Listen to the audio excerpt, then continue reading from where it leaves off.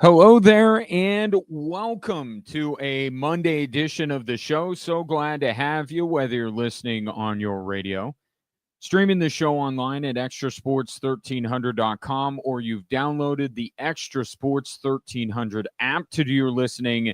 And that app is free to download and free to use, and brought to you by Diversus Health, Mental Health, and Well-Being for all. A veritable cornucopia of sports topics coming your way live from, my hotel room in Corvallis, Oregon, because tonight Air Force women's basketball takes on the reigning defending West Coast Conference champions, Oregon State. And that's where I will be heading after I get done talking to you in this capacity. So if you're watching the live stream, take it in. This is how I live when I am on the road with Air Force women's basketball. Veritable cornucopia of sports topics. Did I mention that? Because we will have those. If you would like to get in touch with the show, best way for you to do it today is by texting in at 719-247-1313. You can also find me on X at Gingerly Tweet. Shouts to Ray Dominguez in studio helping me pull this whole thing off. It's nice when I have Ray or DJ. It's like a security blanket when I have them producing for me in studio. We should have that all the time, don't you think? Let's get into it here. So, have been on the road with Air Force women's basketball. The start of their season's kind of been a little bit nutty as far as travel. Was in South Dakota on Thursday into Friday, came back to do the men's basketball game on Saturday. Sunday, flew right out here to Oregon, and here is where I am. Thankfully, the travel schedule calms down a little bit after this one, but did not have a chance because I was mid-flight to discuss what had happened with the Denver Broncos against the Vegas Raiders. So let's start there, shall we? And tell me if this makes sense to you, because I did not know this, and I saw it, and I thought it made no sense to me. So let me ask you this. Does it make sense to you that the guy who has thrown the ball more than any other quarterback in the NFL this year is Bo Nix? He has the most pass attempts of any quarterback in the league. Bo Nix.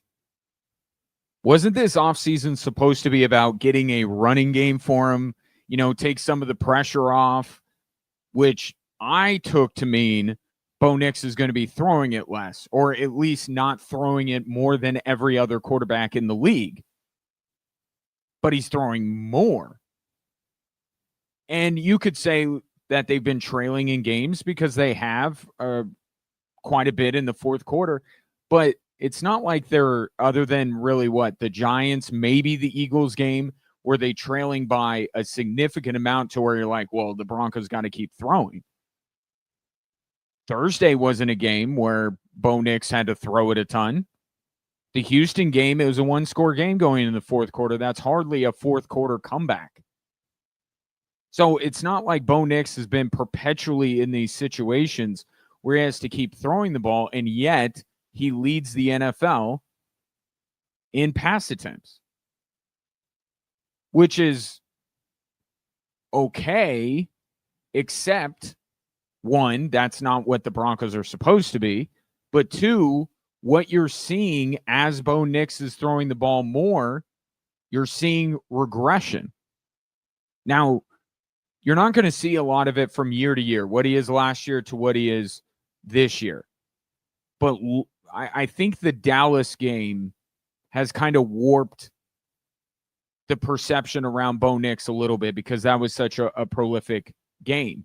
But if you look outside of that Dallas game, his quarterback rating and his completion percentage are declining over the last month or so.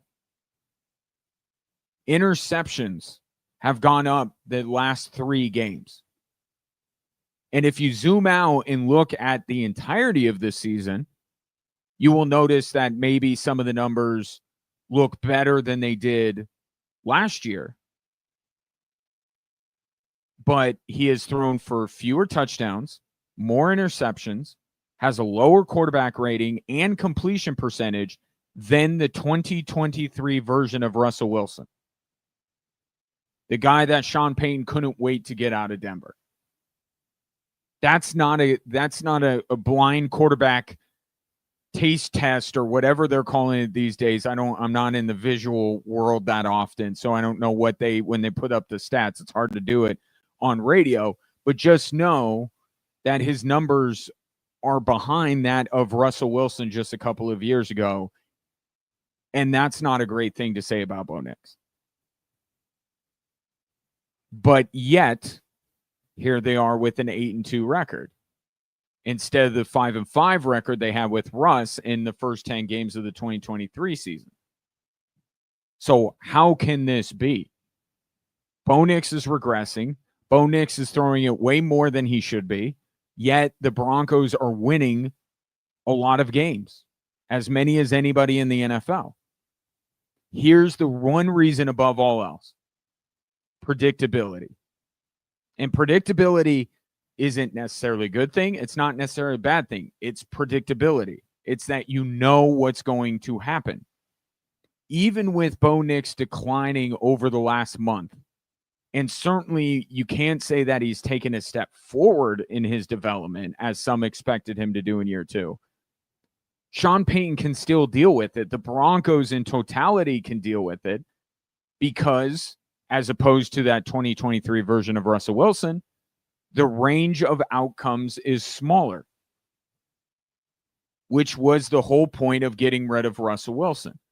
Some days it would be good Russ. Some days it would be bad Russ. He'd make a disastrous play, then make one of those moonball throws that would save the game for the Denver Broncos. Sean Payton wanted to get out of that business, and nobody blamed him for it. And now with Bo Nix, overall, and the Raiders game is a great one to look at because you didn't see these fourth quarter heroics, and you can kind of take it all in its totality and be like, okay, this is who Bo Nix has been most of the time. But didn't you feel like Thursday you saw this version of Bo Nix before? I mean, half of their games have gone this way. And 2 of the remaining 5 games that didn't necessarily go that way, it was the same Bo Nix through 3 quarters. So the vast majority of the time, Bo Nix has been the guy that he was against the Raiders. But Sean Payton can deal with it. Not saying he's happy about it, but he can plan around it. He can make adjustments around it, knowing this is what Bo Nix is. I got to account for that. Nix is predictable. And that's what Sean Payton wants right now. Predictability. Look around the NFL. Because I know this is all coming off like a negative towards Bo Nix. And on an individual level, it is. Right? I'm saying what I've been saying about Bo Nix for weeks, for months, about how he's not that guy. But it doesn't mean that the Broncos can't win games. This is actually more than not a positive thing. Here's what I mean. Look across the NFL right now. Look at yesterday's a perfect example. Who in the world, and I know you could say, oh, letdown game. It's Buffalo against Miami. Okay, this isn't just, Buffalo coming off of that big win against Kansas City. They were due for a letdown. They were playing the Miami Dolphins, who are in complete disarray. Who had Buffalo losing to Miami? And not just losing to Miami, getting blown out by Miami. And you could do this, look at the Sunday night game. Both of those teams, right? So the Chargers come out on top last night, and they look like the good team. But how often do you see the Chargers struggling? And the Steelers have been quite Jekyll and Hyde over the course of the season. The Broncos are a mutual fund, or the Broncos are your interest in a savings account. You're not going to get rich beyond your wildest dreams banking on that, right? Accruing 5% APY. But if you keep your money in there long enough, you look a few months down the road and you go, hey, I've made a little bit of money here. That's what the Broncos are. You look, if you just put blinders on and every day you're living and dying with the Denver Broncos, yeah, it doesn't feel great right now. It doesn't feel great in the moment when you're watching that game on Thursday. But yet again, they win. And then you look and they're at top of the AFC West. They're at the top of the AFC, tied with the Colts. They have one of the best records in football because week in and week out, they know what they are getting. They can game plan for it, whether it's what they'll get good, which is the defense, what they'll get not so good, which is Bo Nix. They know what they're going to get. They can plan around it. Nix will be unremarkable. The defense will be great. The run game will be there when they need it the most. And usually, not Thursday, but usually they'll win the special teams battle. And that's fine for now. It's getting them to where they want to go. But I've been talking about it for weeks here. I don't know if it's getting them to the ultimate goal, the way they're playing. I think we can agree on that. They're not going to do this all the way to the Super Bowl. I think you need a little bit of risk to win big, right? You need a little bit more downside to get the upside. Indy, Buffalo, Kansas City, New England, Chargers, all capable, I think, at their best, more than what Denver is at their best. But right now, it's the regular season. It's a marathon. And all those other teams I just mentioned, they're running at such a pace, they're gassing out every 5 miles. Or the Broncos are just, they have their pace, and they just keep going at it. They don't push it. And they're leading the pack. The Broncos are a good team.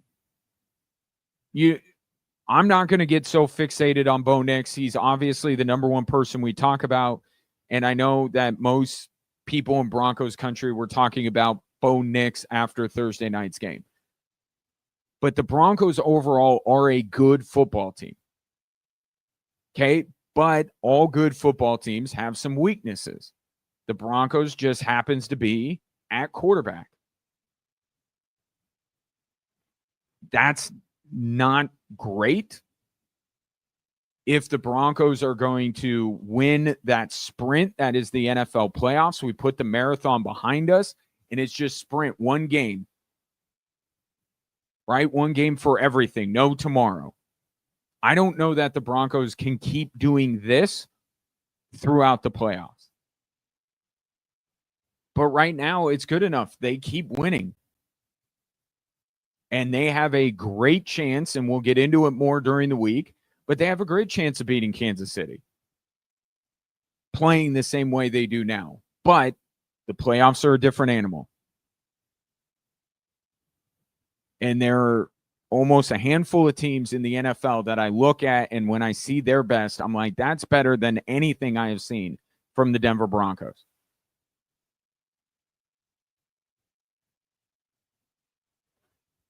It's a good team, like a mutual fund. It's a good, sound investment.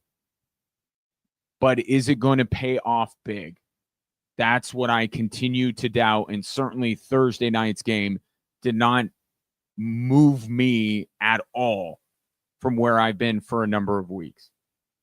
Take your thoughts on it. 719-247-1313. Coming up next, one thing we can't say anymore about the Colorado Avalanche. We'll be right back.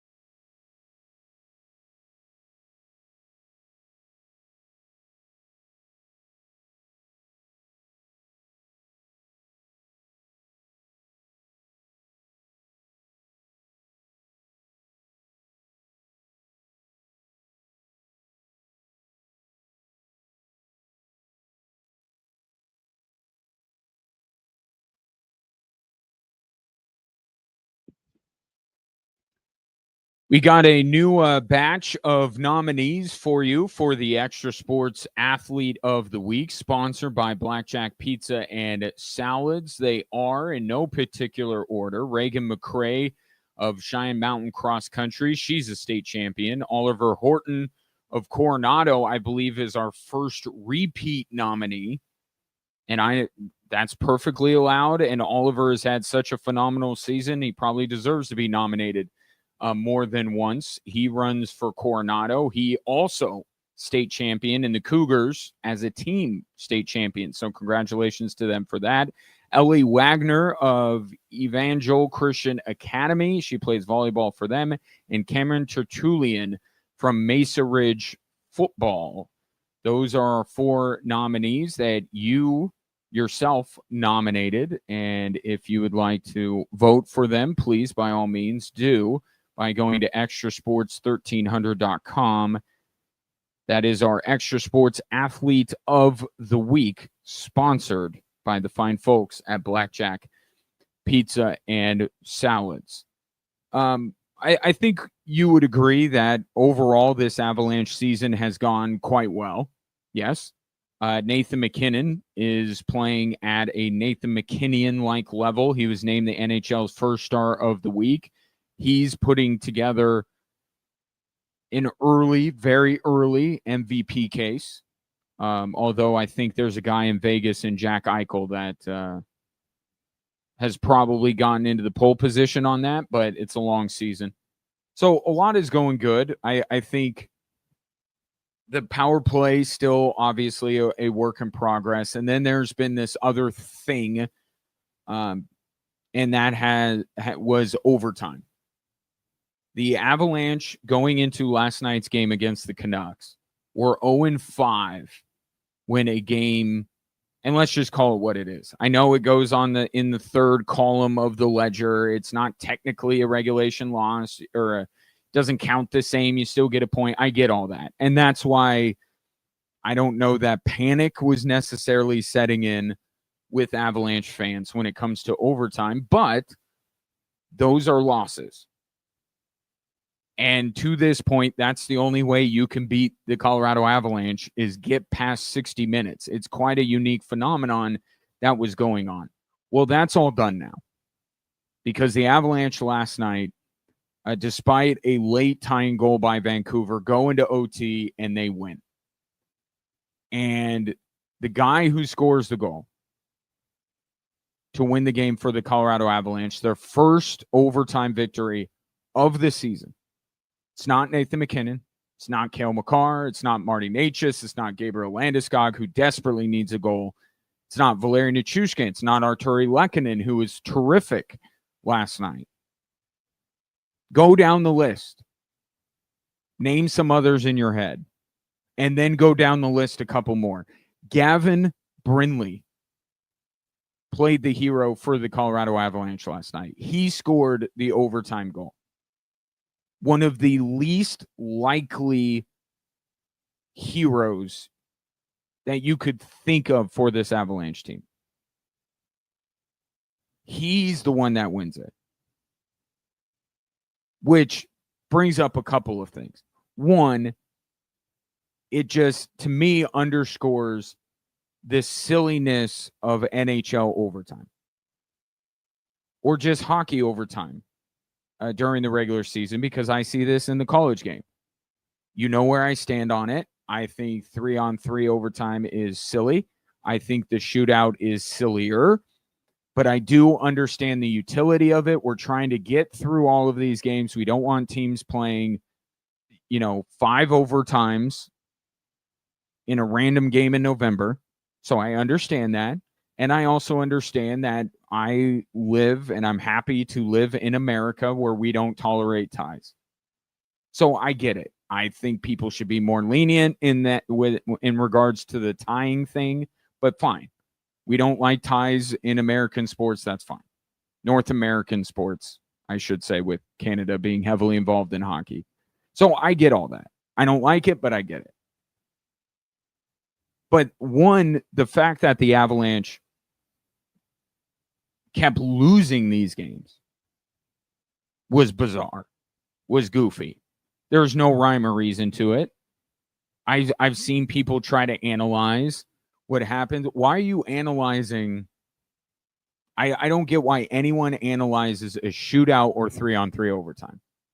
It is just I hate this phrase, but I use it all the time. It is what it is. It's mutant hockey.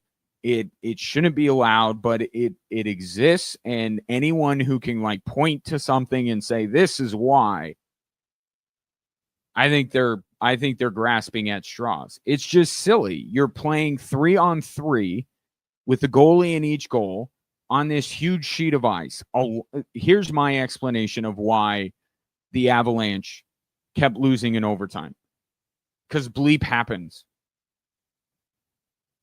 When you have all of this ice, the puck could go any one of these directions, and it would be everyone would have to chase after it. It's just the sheet of ice that they play on is not built for 3-on-3 play. If it was true 3-on-3, they play in a smaller rink.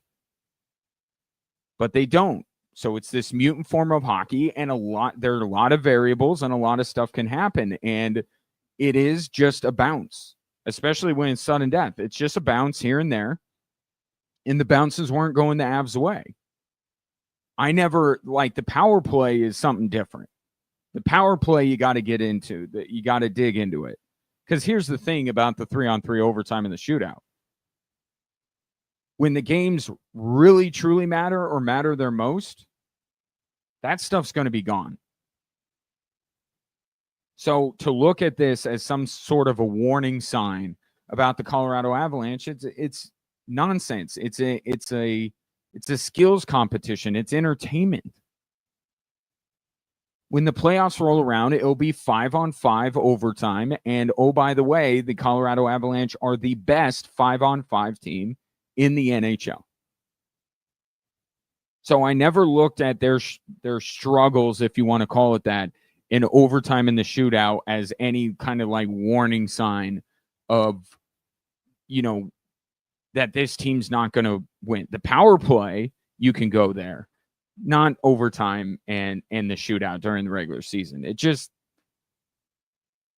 this different entity that they do so they can get through the games and not have any ties. And further proving perhaps how bizarre and goofy NHL overtime rules are, the fact that of all the players on the Colorado Avalanche, it's Gavin Brindley who scores the goal. It's Gavin Brindley who wins the game. I mean, there are unlikely heroes, and then there's very unlikely heroes. So if I told you the Avs that the Avs are going into last night have not won an overtime or a shootout, you'd say that's weird, and you'd be right. And if I would have told you that it was Gavin Brindley, as I just did, that gets them off the schneid, you would say that's weird, and I would agree with you. But Gavin Brindley just being in that game at that point is worth discussing. Because it's not like the rotations are what they are during the game. Sure, Gavin Brindley plays a lot during the game. But in overtime, we don't see Gavin Brindley because it's 3-on-3 and the rotations can be tighter and you're putting out your best players, shorter shifts to get them back out there because you're trying to just score one goal. Why was Gavin Brindley out there? And that's why perhaps the idea that Gavin Brindley is the guy that scores for Colorado is not, it's still weird, but maybe not quite as weird as it may seem when I mentioned it. Gavin Brindley continues to be, I think, the surprise of the Avalanche season. The pleasant surprise. And I go back to that trade and I remember where I was at the Broadmoor for the U.S. Senior Open when that news broke that the Colorado Avalanche had traded Miles Wood and Charlie Coyle, and they got back this prospect, Gavin Brindley. And I said on the show that very day, this has to be about something bigger. Not that I looked at Gavin Brindley and said, oh, he's not any good. He had some potential, but the Avs are in win now mode. So for them to just dump salary to get a prospect didn't seem like it made sense. Every day that goes by, I have to ask myself, maybe that trade was just about Gavin Brindley. Maybe it was. At least more than I thought initially. The Avs wouldn't have asked for Gavin Brindley if they didn't like him, if they didn't think he had potential.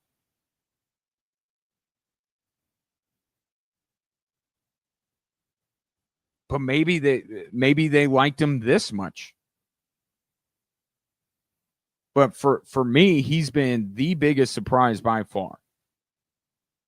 And I love the way he's been playing. And so has Jared Bednar, and that's why Jared Bednar put him out there in overtime.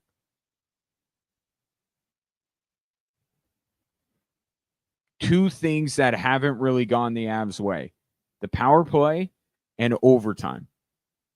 And that has given Jared Bednar license to say, you know what? Let me change some things up. I don't think he's overly worried about either of those two things at this point, but it gives him a reason to experiment. And Jared Bednar, over the years, one thing that he is very good at is pressing the right buttons when it comes to the lineup. And he saw the way that Gavin Brindley was working in the bottom six and said, let me give the guy a shot. And he stood out last night. Even in the 60 minutes before overtime, Gavin Brindley stood out. And Jared Bednar put it perfectly. Gavin Brindley was a guy that was, I don't remember his exact words, but basically, like, Gavin Brindley had a lot of energy. Gavin Brindley was playing well when most of the Avs team wasn't. That was a good game last night from the Colorado Avalanche, coming off of what was an amazing performance against the Edmonton Oilers, another supposed Stanley Cup contender, and they hung 9 on them. 9.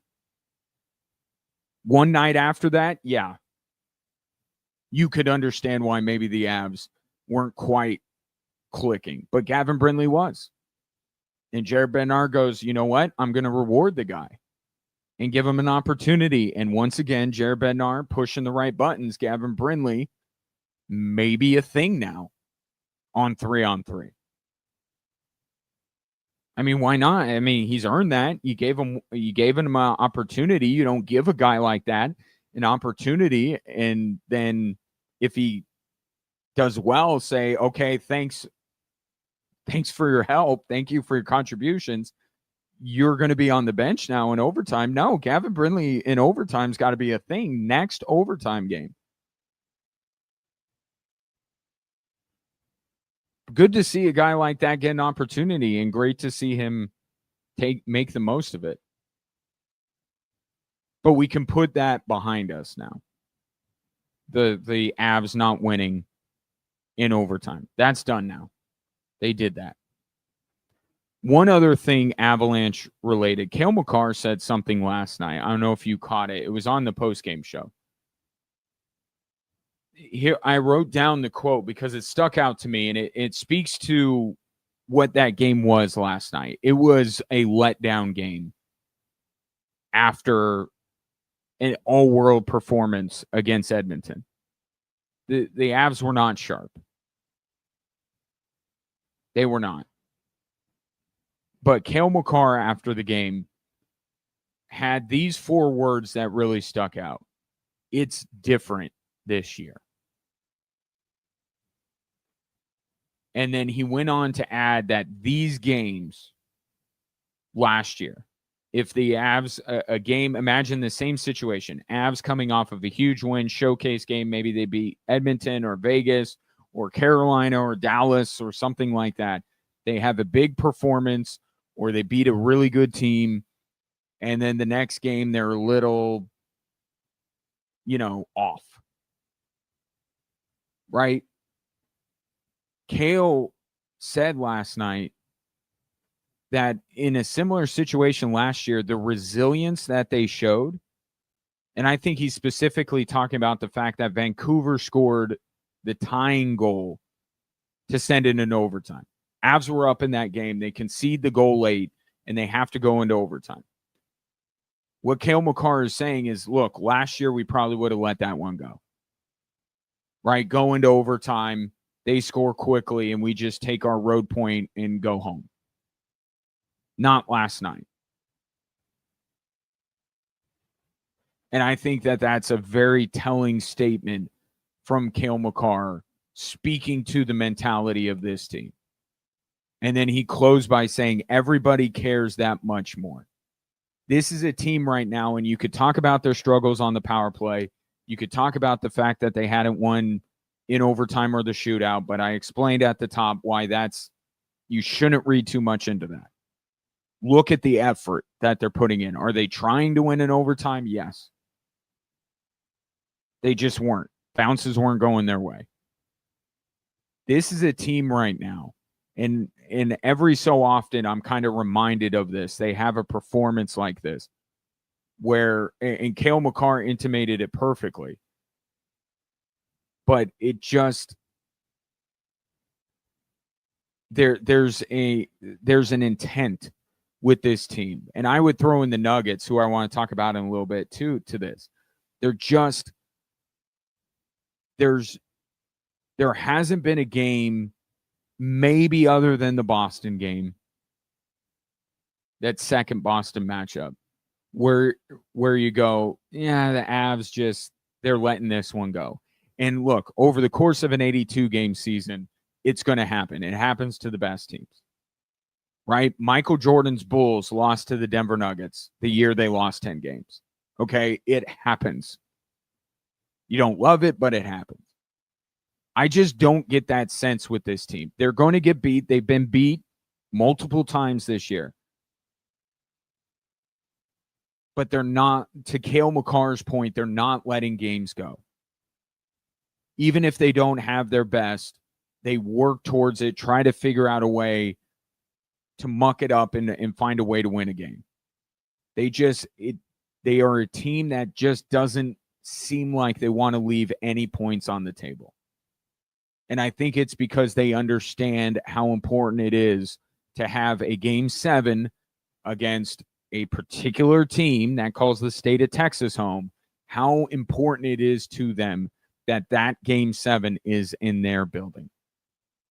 That every game 7 is in their building.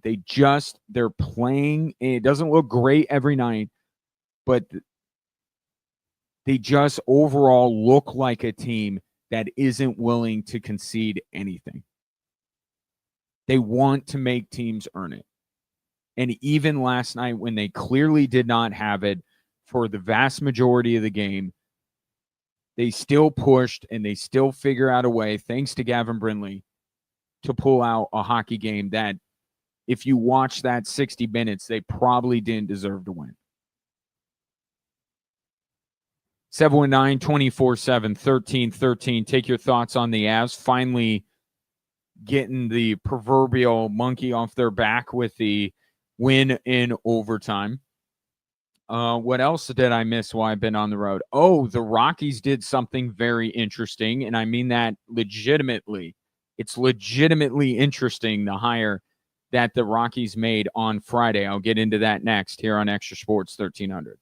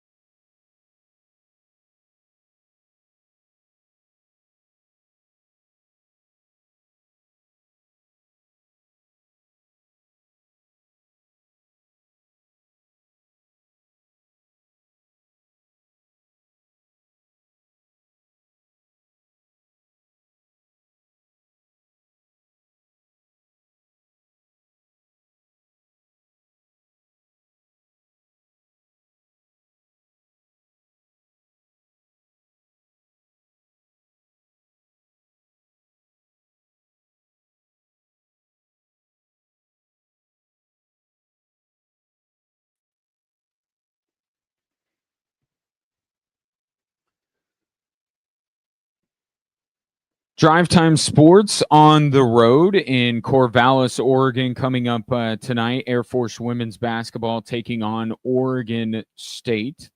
Ray Dominguez is back in Colorado Springs in the studio, and we were discussing the Blazers a little bit. I have noticed that because I flew into Portland, and in Portland, a lot of Blazers stuff going on. But I'm about an hour or so away. Would be like Denver to not quite Pueblo, but maybe a little bit further than Colorado. Maybe to get to like Fountain, right? That's about the distance I am from Portland. Like, I can't find any Blazer stuff here. This is a college town through and through. It is Beaver stuff everywhere. Some Duck stuff. I thought it was funny. I saw the only Duck stuff I saw was in the Goodwill here. I think that's intentional.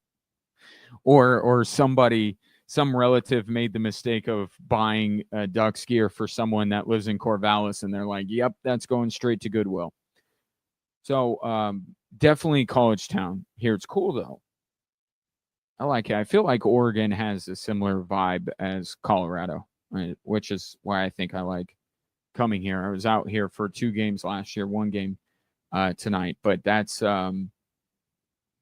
7 o'clock tip off. I'm still adjusting to the time change. 7 o'clock, 2 time changes, fall back, and the fact that I'm in the Pacific time zone.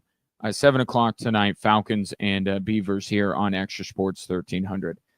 One other big piece of news that I missed, or I didn't miss it. I saw it. I tweeted about it, but I was not on the air for because I was traveling to and from South Dakota late last week.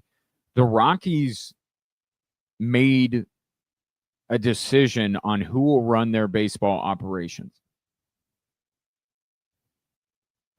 And they have hired Jonah Hill. No, just the guy that Jonah Hill was playing in the movie Moneyball. Paul D. Podesta. And when I saw the news, and I forget who I saw it first from, maybe Jeff Passan of ESPN, I laughed out loud. And I didn't laugh out loud because, here the Rockies making a stupid move. I hadn't gotten that far into it.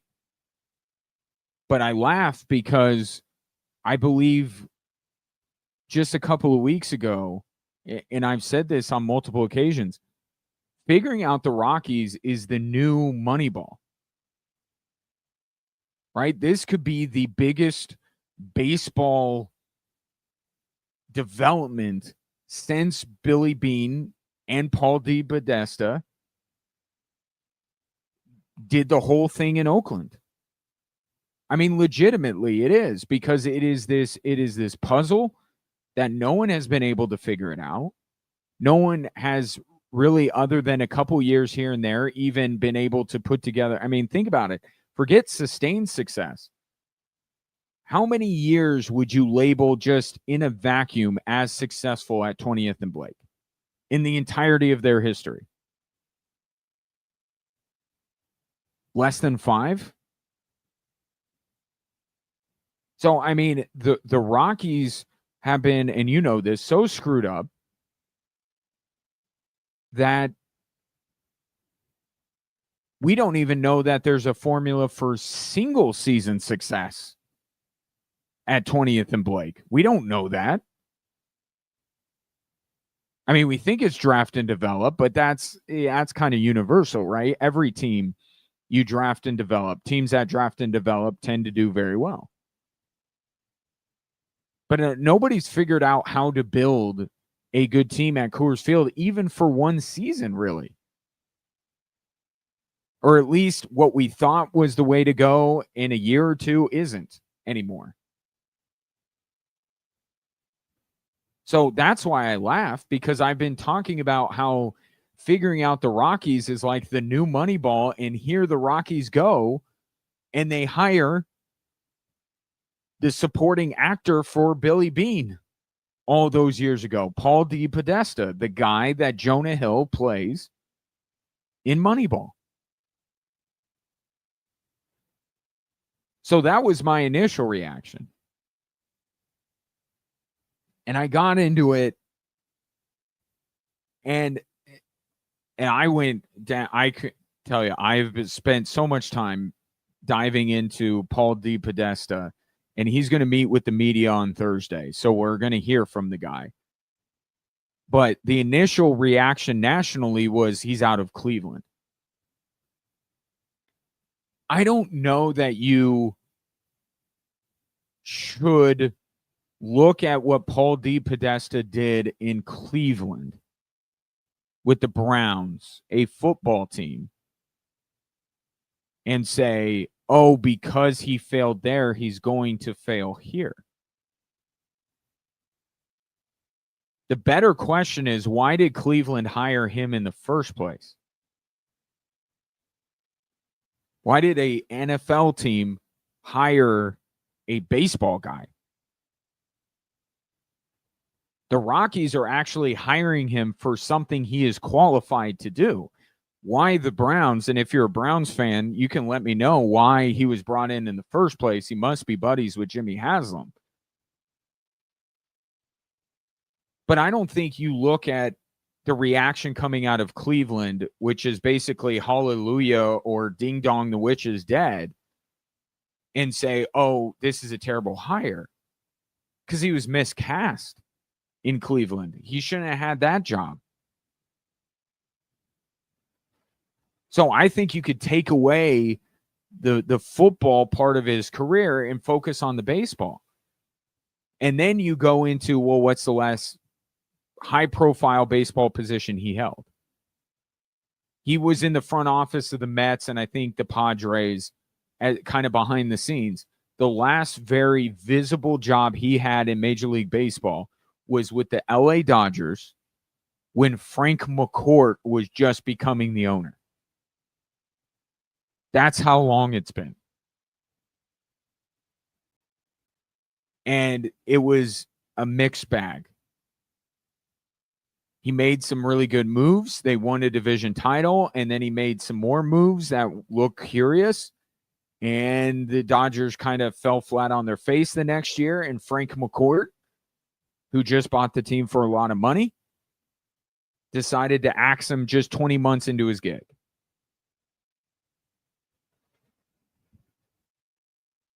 So is Paul DePodesta bad? I mean, he was the top lieutenant of Billy Beane. Now, you're not getting Billy Beane. Okay, so you can, if you're a Rockies fan, you can temper your expectation a little bit. And we've seen this before, right? Calvin Booth, Tim Connolly, look at that. Right? Sometimes the apple falls far from the tree. Just because he's the next guy in line, he's the first lieutenant, does not mean he is qualified to sit in the big chair. And that could be the case with Paul DePodesta.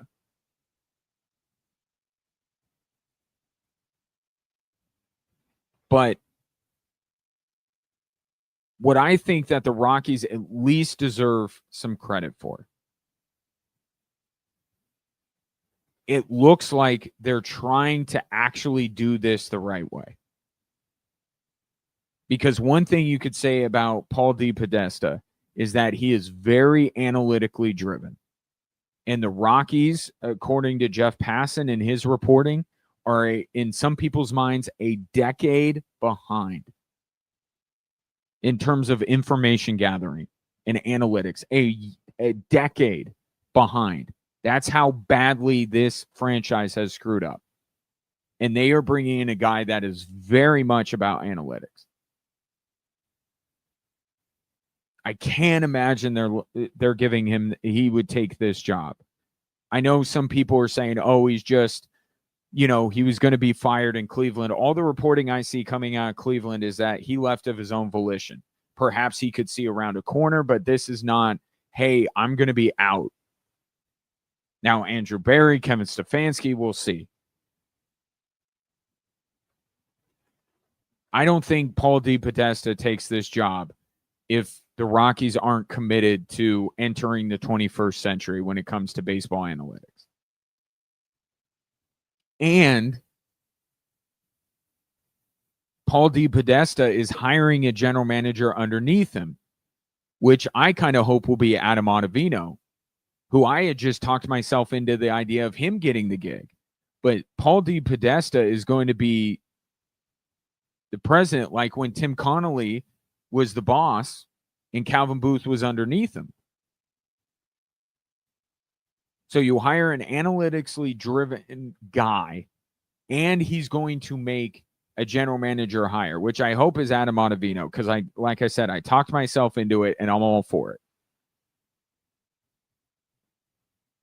But what the Rockies are structuring is a 21st century baseball front office, and that has not existed. I know the jokes are there. I know he's been out of baseball for however many years, probably as long as the Rockies have fallen behind analytically. But here's the fact of the matter.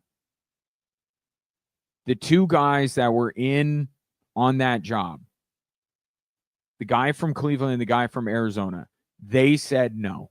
Not the Rockies, they said no. The Rockies are not attracting top talent. I thought maybe the puzzle, the ability to figure out 5,280 feet would be appealing to the brightest minds. Maybe not enough. I'm not making any grand proclamations about where the Rockies are going under Paul DePodesta, but I am telling you this is progress. Baby steps, but baby steps in the right direction. The Rockies clearly see the need to install a 21st century front office. And that, I can't believe I'm saying this, that idea was lost on them like a year ago. So we'll see what DePodesta does with his general manager hire, and he will speak to the media on Thursday. And I think the word analytics will be brought up quite a bit. I'll take your thoughts at 719-247-1313. More Drive Time Sports after this.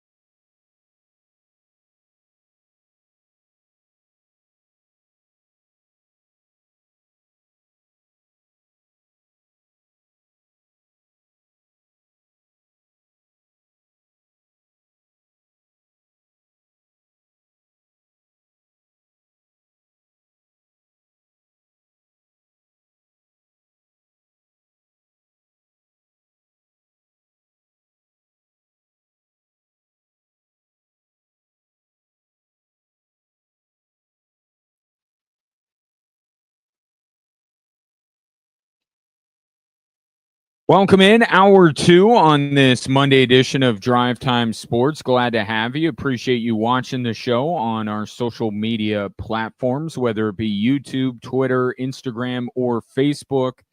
The handle is the same in all of those places at XTRA Sports 1300, or if you follow moi on those platforms, you can find the show there as well. While you're there, drop a comment. Like, subscribe, follow. What else am I supposed to ask you to do in the YouTube age? Oh, tell your friends. We thrive on word of mouth advertising in this business. Or you can always text into the show with the number 719-247-1313. I'm here if you're just tuning in. I'm in Corvallis for Air Force basketball against Oregon State, which you can hear at 7 o'clock right here on Extra Sports 1300. And I was telling an anecdote about how I saw some Oregon Ducks gear at Goodwill, and Ryan wanted to check in and do kind of a well check on me and said, didn't have Ryan shops at Goodwill on my bingo card. Time to get you a raise. First of all, yes, I agree with your second point. I was not shopping at Goodwill because that's all I'm doing fine. I appreciate the sentiment. No, you don't ever thrift? I was thrifting yesterday when I got in. And see how my voice cracked there? It shows you how much I love thrifting. Our Goodwill, flea markets, I'll hit them all. Unfortunately, no hidden treasures. I look to find like just sports junk. And I have a bunch of it in my house.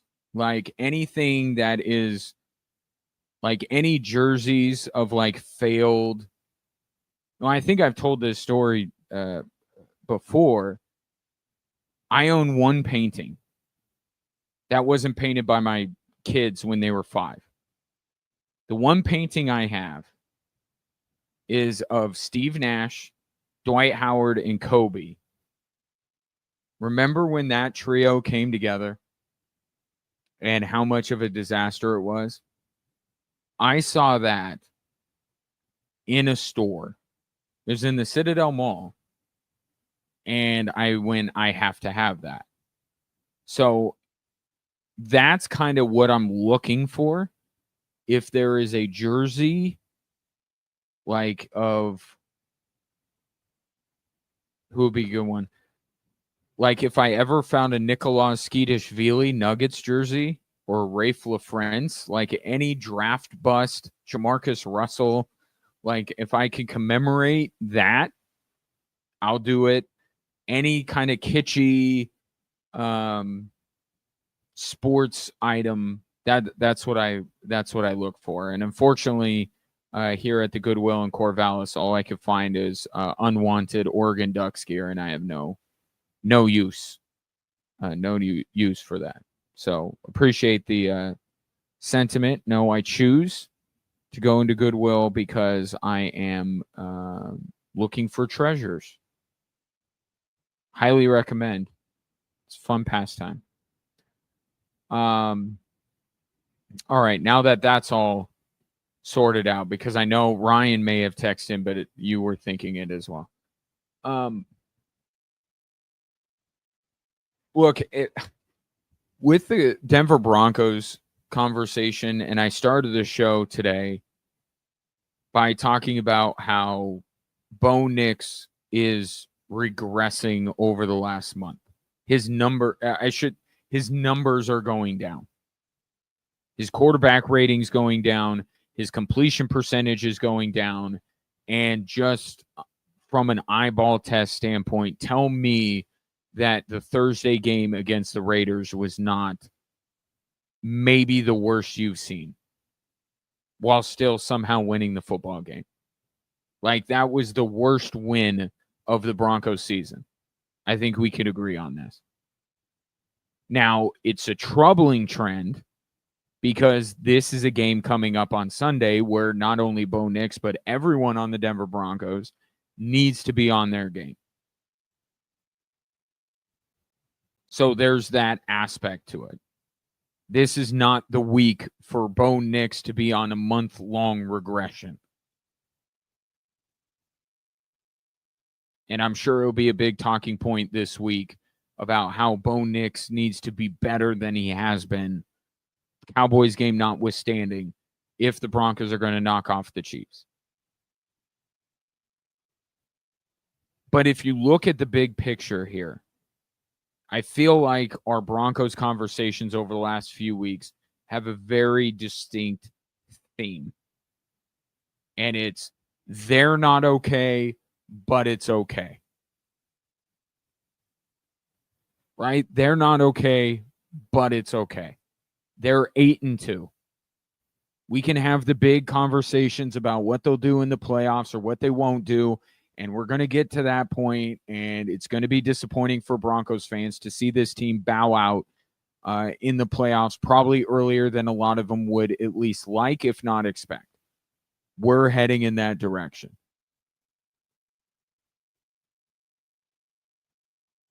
But for right now, I mean, and I was having lunch with a buddy today that lives up here. And it's funny because he gets the Bo Nix conversation on both from multiple angles, because Bo Nix, very popular up here. Fun fact, Bo Nix is in a ton of commercials up here, but not as a Denver Bronco. Like, these are Eugene, Oregon specific businesses that Bo Nix shows up. And I hear Justin Herbert's in a ton of ads up here. They love their Ducks. Not here, particularly in Corvallis, but in the state of Oregon. But he's inundated with Bo Nix stuff because Bo Nix still has a following up here, and he's a Broncos fan. So obviously he's locked in to what Bo Nix is doing. And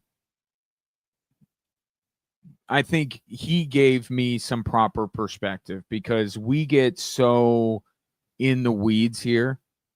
And he's a big sports fan, but he's not riding every single day like you and I are with the Denver Broncos. And at least we're talking about them every day. But he said, Bo Nix, way better than anything they've had recently. And that's kind of the line I walk. Like, I'm not going to not talk about the bigger picture and not talk about what I think the Broncos are capable of or not capable of, because that's part of it. But I think there is, for a franchise that has been through it low these many years, there's an enjoy the ride aspect to it. And you got to balance it out, because obviously there's an ultimate goal. Obviously the Denver Broncos are a franchise that expects to win the Super Bowl. Greg Penner didn't purchase this team so he could just resod every 4 games to watch a team not win the Super Bowl. So that's what everybody's in it for. But right now, it's like they're winning. And I'm not going to say it's fraudulent. I'm going to say it's predictable. There is a predictability to what this team is on a week-to-week basis, including Bo Nix and Sean Payton, because he's a really good coach, can deal with it. Vance Joseph, very good coordinator, can deal with it. Not that the problem is on his side of the football, but the Broncos can operate, and they're winning. And you and I may disagree on Bo Nix, and I may have my very low expectations. You may have your very high expectations. But one thing I can say with the news of the day in the NFL, at least the Broncos are doing this right. Trying to see if this works with Bo Nix. They're doing it the right way. Because, again, today we were reminded of how many organizations do this wrong. Drafting a quarterback. The Giants today fired Brian Daboll. And it seems like because Joe Shane's going to remain the general manager, that it was an either-or proposition. Jackson, I'm not saying that Jackson Dart is now doomed, but I am saying that the Giants are not doing what is in the best interest of Jackson Dart. Because now Jackson Dart is going to be in the same boat that Caleb Williams was in. And they're going to be looking for a new head coach, and there's no guarantee they're going to find a better one. And it's going to be a new playbook, and Jackson Dart's still young, and we have seen this over and over and over again.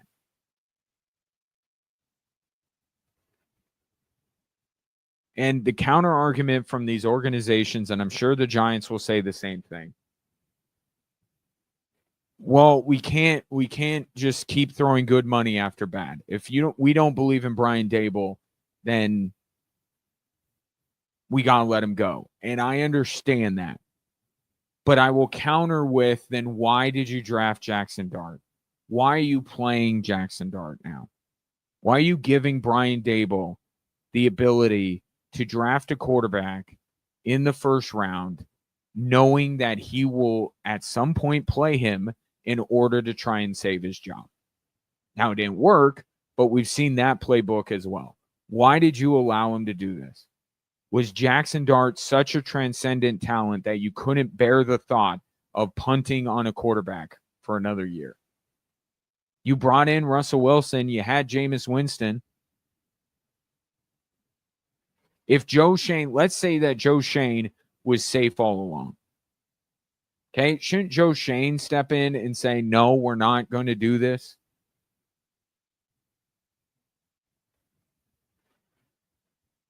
But they let the Giants, and I'll put this on the Mara family, they allowed Brian Daboll and Joe Shane to take a quarterback with their highest draft pick, knowing full well that they had probably every intention of firing Brian Daboll. I mean, that's what this is. Come on now. Was there any legitimate shot with hearing that Brian Daboll's fired today? Was there any doubt in your mind that he was going to be fired at the end of this season, no matter what? It's like, why do you do this? Because now you're going to have to go out and you're going to have to find a new coach. And since Tom Kaufman, I don't know that the Giants have gotten it right. So there's got to be a little bit of disbelief that the Giants are going to go out there and find the right guy for Jackson Dart.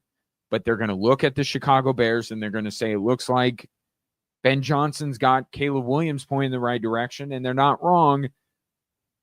But we also don't know that Caleb Williams is now completely back on track, that there isn't some lingering damage from the previous year.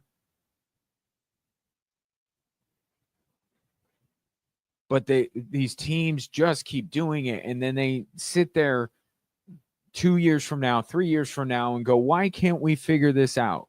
It's because of moves like this. If you wanted to fire Brian Daboll, don't let him take a quarterback with the first round pick, because he's going to end up playing him so he could save his job. And now Jackson Dart has spent all this time learning this offense, has played. Now he's hurt, obviously. And now he's going to have to learn a whole new playbook. And now I think you have to lower whatever your expectations of Jackson Dart were before. You're going to have to lower them now. Because I've seen this movie. You've seen this movie. It doesn't have a happy ending more often than not.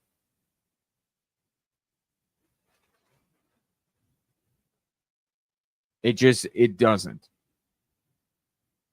And I know it's satisfying a bloodlust from Giants fans that wanted Daboll gone. And I know there's a lot of emotion right now over, Jackson Dart and the injuries he sustained already in his rookie season. But there's something to be said for continuity. And Brian Daboll has done this before. I don't want to sound like I'm, the Giants are going to regret letting Brian Daboll go because he is this genius. But he did do this with Josh Allen. right? He was instrumental in Josh Allen becoming who he is. Okay, you have to give him that much credit. So they can do worse than Brian Dable. They could also maybe do better. Maybe.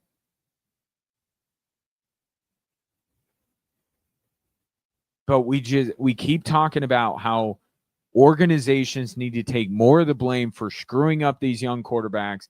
And I thought we were all moving in the same direction. And then the Giants do something like this today. And I'm like, oh, here we go again. The message isn't getting through. Giants are going to giant.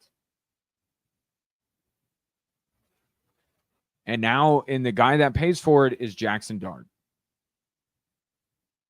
Because he's already right now in a very vulnerable state in terms of becoming there's no guarantee Jackson Dart's going to be an NFL quarterback past his first contract.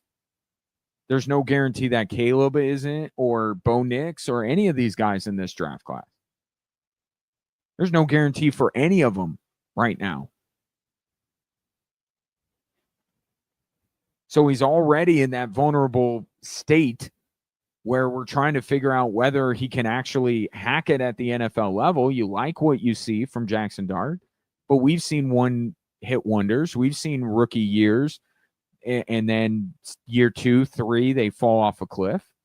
Wasn't that just the last quarterback in New York?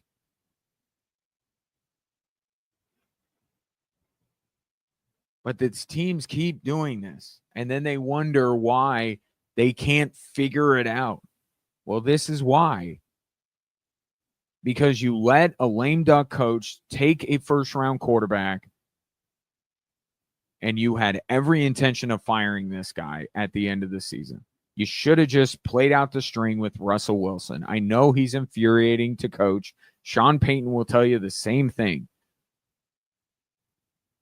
But if you don't let lame duck coaches take future franchise quarterbacks, because it more often does harm than it does good. And I hope Jackson Dart works out. My son has become a big fan of that duo, Jackson Dart and Cam Scattaboo. A lot of people have.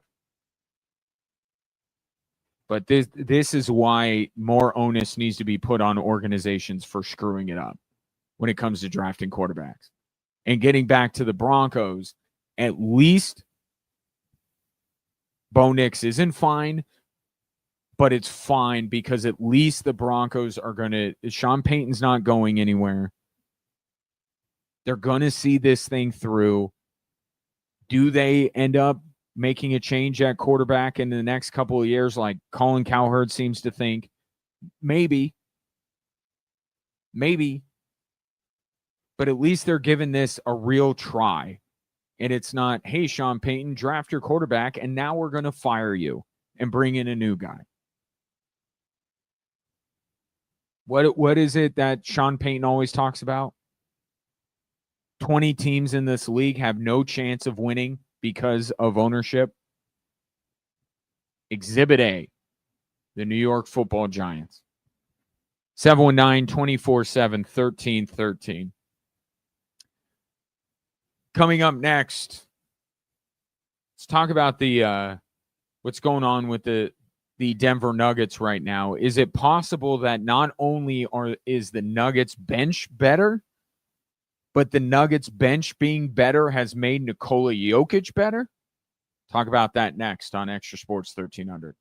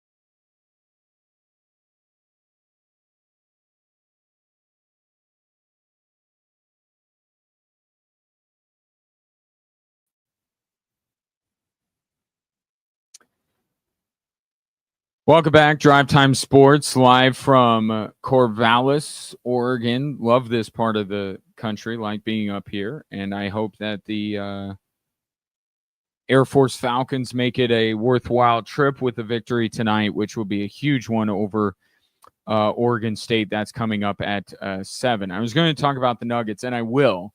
Want to get to your text messages, especially this one, which caught my eye. And this from the 719. Today on Altitude Sports Radio, they were suggesting that the Broncos should trade Sean Payton to the Giants, and a lot of the listeners were on board. Oh, my God. And I know why you're texting me that, because of the conversation I just had. But let me refer to you to what I just said. And I know you know this. I'm just reiterating for people tuning in. Doing that, trading Sean Payton to the New York Giants, would be akin to what the New York Giants just did today. These organizations screw this up. And if you think there is, and I know Bo Nix is kind of a different animal, right? And it kind of goes, and I'll make that point further in just a moment. But if you think that Bo Nix has any more room to develop, if there's anything more to Bo Nix as a passer, you cannot do this. And the Broncos would not consider this. This is kind of the nonsense hypotheticals that sometimes get thrown out on sports talk radio. I'm not trying to be high and mighty, because I do a lot of stupid stuff on the air. We all do. It's an entertainment business. But this is silly. If you think that there's anything more that Bo Nix can be, trading Sean Payton would be the worst thing that you could do for him to realize that potential.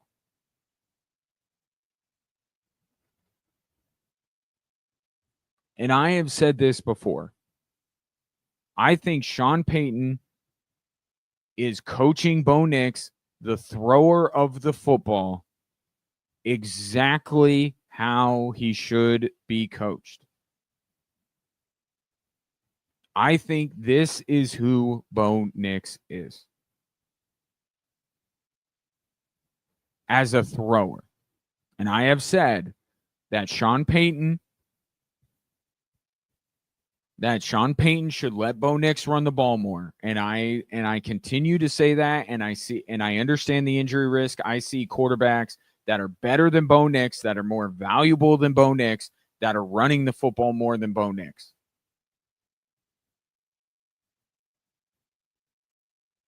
So I'm not always in agreement with Sean Payton, but I think Bo Nix, as a thrower of the football, this is who he is. So you can look at it one of two ways. You either go, trading Sean Payton would be bad for a young quarterback that's still developing, or you say that Bo Nix is pretty much developed, and you say, what offensive mind are the Broncos going to get in that could use Bo Nix's inferior talents to an 8-2 record? Like, I don't understand this. And I'm all for thought exercises, but this just seems, no, I'll just say no. That makes no sense. 0 sense. I would not be one of the people that would be saying they should do this. Because if you think that Bo Nix has any more developing to do, then this would cause more harm than good. And I'll just tell you this, no coach in the NFL, coordinator or otherwise, is going to love Bo Nix as much as Sean Payton does. We can't lose sight of how much Sean Payton overvalued Bo Nix. And everyone thought it was cute because he baited the Minnesota Vikings into taking J.J. McCarthy, apparently, so he could take Bo Nix. I don't know. I mean, I guess the Broncos are much better off than the Vikings. I can say that. But I don't think there was this bidding war going on for Bo Nix. So how many bright offensive minds that are brighter than Sean Payton are A, available, and B, willing to take a chance with their first head coaching job on Bo Nix?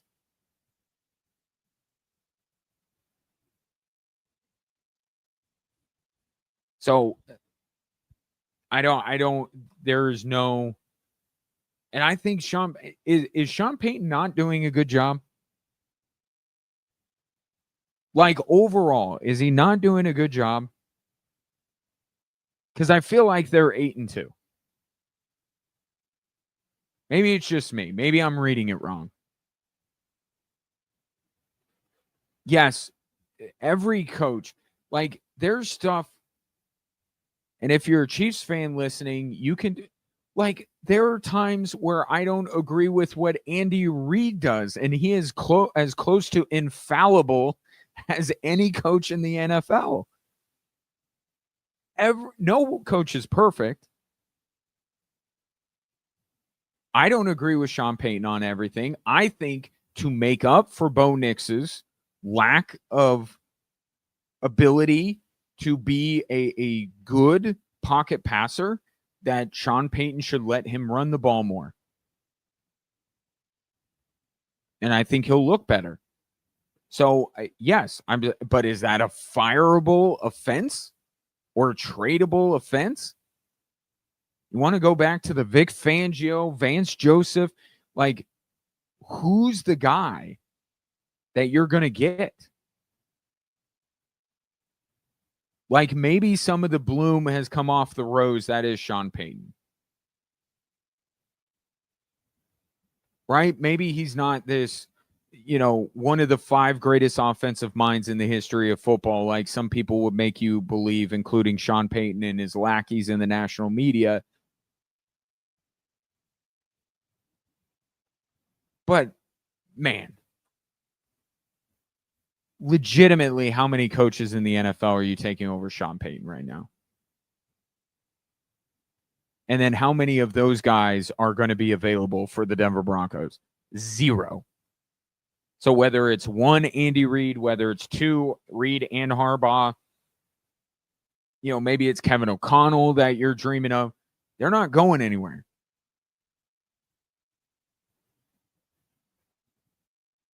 But it is a useful exercise in, how are you feeling? Rather than just coming, I give them props for creativity. Because it's a way to kind of take the blood pressure of Broncos fans and see where they're putting blame, where their ire is directed. I think Bo Nix deserves a lot more of it than Sean Payton does. If the Broncos have a problem, they have more of a Bo Nix problem than a Sean Payton problem. I'll put it that way.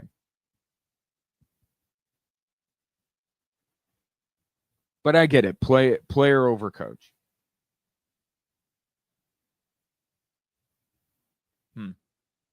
It's interesting. Thank you for bringing. I'm a fan of what they do up there. I think they do a great job. But that doesn't mean that every suggestion is a good one.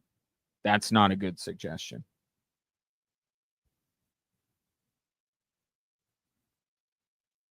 I think what's ailing the Denver Broncos right now is more Bo Nix than Sean Payton. Can Sean Payton give a little bit? Can Sean Payton, meet Bo more in the middle than he is? Yeah. I think he can. But do you want the two of them to figure it out, or do you want Greg Penner and George Payton? And George Payton, who hired Nathaniel Hackett, by the way. He hired Nathaniel Hackett. Let's not forget that. You want them going out and doing a coaching search? They just elevate Davis Webb.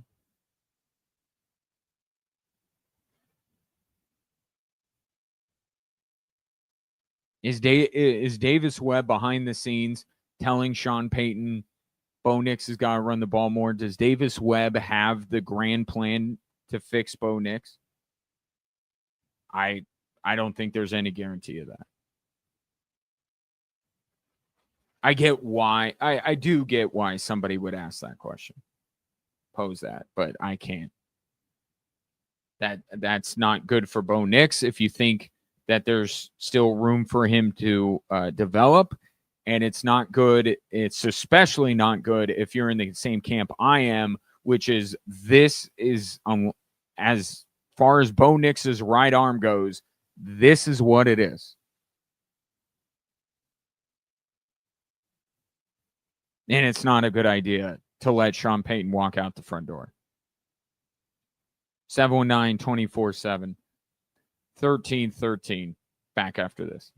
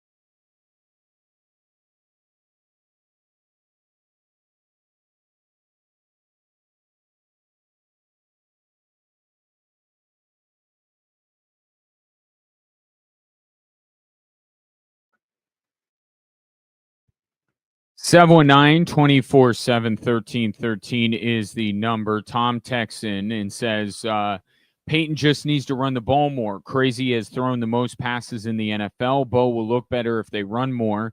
Why do you say Bo is the problem? You say he's limited as a QB. Then why doesn't the play caller run the ball more? They have two quality running backs.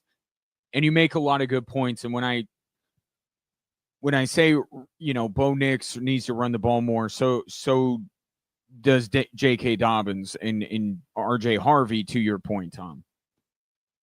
The reason why Bo Nix is the problem is because Bo Nix is not a good enough quarterback to go deep in the postseason.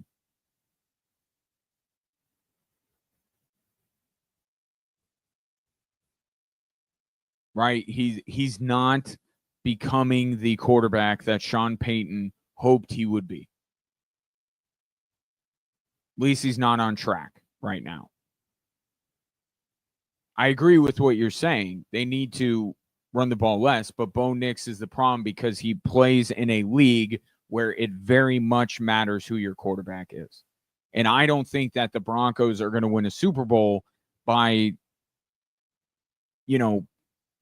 pounding the rock, so to speak, and just being a ball control offense. Not in the AFC, not with Mahomes, not with Allen, not with Lamar. You need that exceptional quarterback play in order to win. So it's really a 6 one way, half dozen the other. Right? Because if the Broncos lean on Bo Nix, he's not good enough to go head-to-head with those quarterbacks and win in the postseason. But if the Broncos don't use him and run the ball, they're not going to beat those teams in the postseason.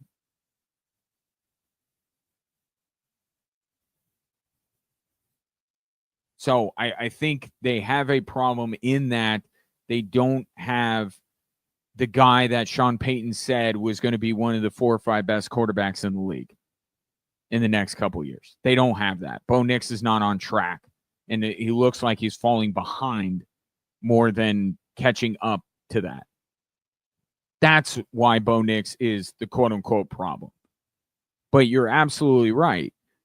The Broncos should run the football more. They should not put it so much on Bo Nix. But I think Sean Payton understands what I'm saying. In order to get through the AFC, in order to win a Super Bowl, as he knows because he had an exceptional quarterback when he won a Super Bowl. He didn't win a Super Bowl when Teddy Bridgewater was his quarterback or Taysom Hill. He won it when Drew Brees was his quarterback. So he understands that Bo Nix has to play like one of the 4 or 5 best quarterbacks in the league if he's going to win a Super Bowl, because that's all anyone has done over the past 20 years in the NFL. Very few are the exceptions to this rule. It's Brady, it's Manning, it's Mahomes, it's that one year it was Stafford against Burrow. At some point, it will be Lamar and Josh Allen. I don't know if it'll be this year, but one of these years it will be them. Aaron Rodgers. It's like few are the exceptions. And Sean Payton knows that. So he's trying. It's this balancing act he's doing in that he's trying to win games, but he's also trying to push Bo Nix at times, and the deep passes are a great example. He throws a ton of deep passes. Throws a ton of them. He doesn't hit any of them, but he throws a ton of them. Sean Payton, it's everything all at once.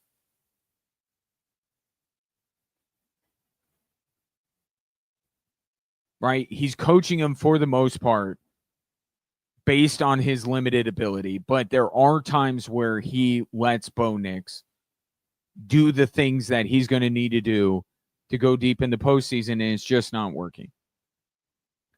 Tom adds the QB that Peyton thought he could be and a successful playoff QB are two different things. None of those QBs you named are any good. None of those QBs you named teams are any good. I believe you can run the ball and play incredible defense and win a title. I don't think you need a top 5 QB with this defense.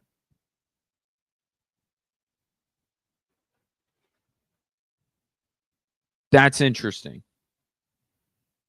So you think this will be one of those years that would be an exception?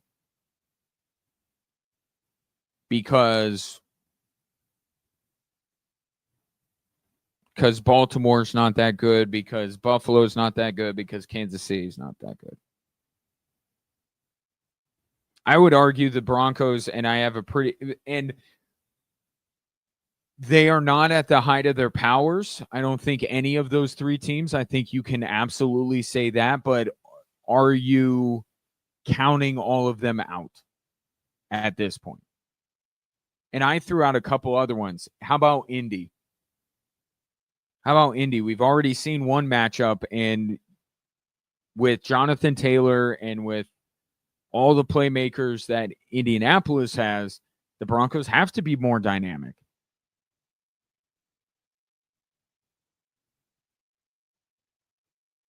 We'll see, Tom. This could be an outlier year.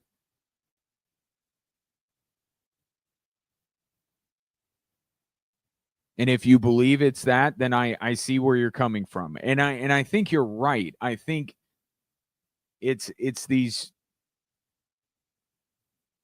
2 goals here. Is the goal just winning as many games right now as the Broncos possibly can?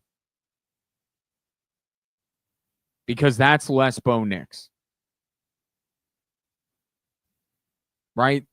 It's been shown, the less Bo Nix, the better.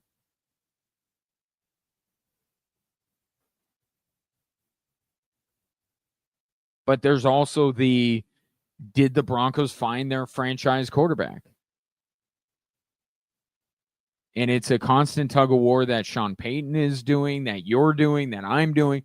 It's like, yes, they're winning games, but there's a bigger picture at play here. Or, yes, I understand that the bigger picture at play is Bo Nix has to become one of the 4 or 5 best quarterbacks in the league in order to win a Super Bowl. But right now, the Broncos aren't going to win games if they try to make Bo Nix do that. Right now, I think you could say that Sean Payton is balancing the 2 pretty well. I mean, they are winning. It has become quite the conundrum in Broncos country, hasn't it?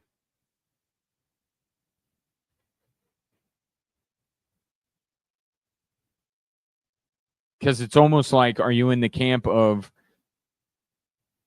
what's best for the Broncos now, or are you in the camp of what will ultimately bring them their next Super Bowl? You're kind of having it both ways, Tom. You kind of think you can have it both ways. I don't think you can. But we'll see. I mean, I think it's almost a foregone conclusion this team's going to be in the postseason. So we'll get to find out here.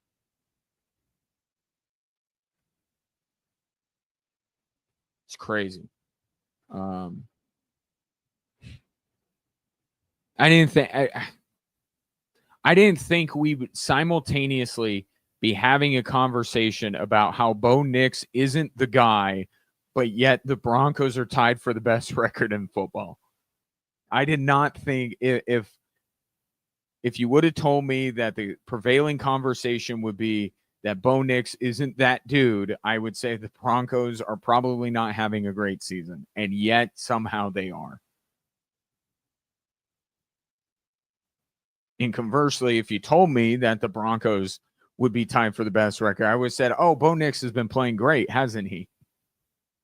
This has been such a weird season so far, and we still got a ways to go.